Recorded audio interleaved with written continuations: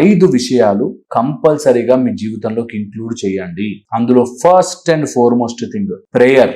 ఎట్టి పరిస్థితుల్లోనూ రోజుకి ఒక 5 to 10 minutes ఒక పక్కన కూర్చుని మీ హయ్యర్ కాన్షియస్నెస్ కి, పైన ఎవరున్నాడో ఎలాంటి ఫేస్ తో ఉన్నాడో ఎవరికి తెలియదు, మీరు ఒక 5 to 10 minutes నిజంగా ఈ సృష్టిలో ఇన్ని జంతువులు, ఇన్ని పక్షులు, ఇన్ని ప్లాంట్స్, ఇన్ని రకాల మొత్తం వ్యవస్థ నడుస్తోంది అంటే సమ్వన్ ఎవరో గొప్పగా మీకు గైడ్ చేస్తుంటారు అనే ఒక శక్తికి మీరు 5 నిమిషాల నుంచి 10 నిమిషాల వరకు మనస్ఫూర్తిగా ఓపెన్ గా మాట్లాడడం నేర్చుకోండి. నెక్స్ట్ వచ్చేసి సెకండ్ ముఖ్యమైన అంశము పొగడ్త.